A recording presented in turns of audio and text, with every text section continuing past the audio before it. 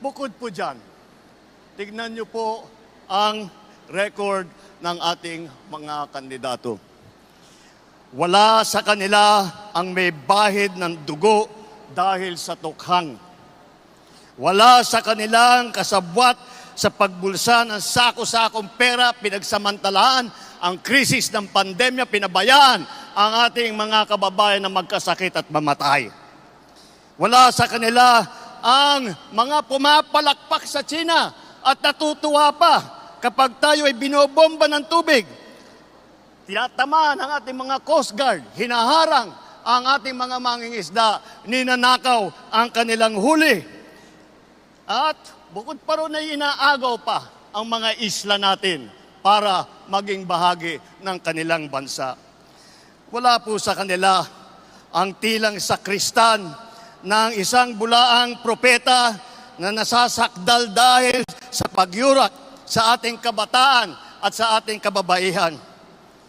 Wala sa kanila ang tagataguyod ng pugad ng krimen, ng sentro ng paglalapastangan ng mga kababaihan na mga pogo. Tayo ngayon ay nasa sangandaan ng ating paglalakbay bilang isang malayang bansa. Bilang isang sambayanang may dangal, may sipag at may talino.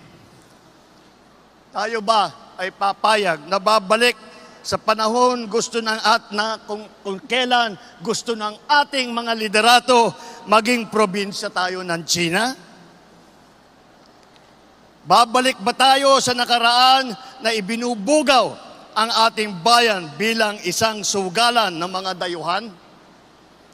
Nais ba natin bumalik sa landas na umaapaw sa dugo ng mga inosenteng mga bata na inagaw sa kanilang mga anak, mga ina, kinuha sa kanilang mga tahanan at inagaw ang kanilang kinabukasan? Walang nagnanais na Pilipino na mabalik tayo sa ganyang klaseng pagpatakbo.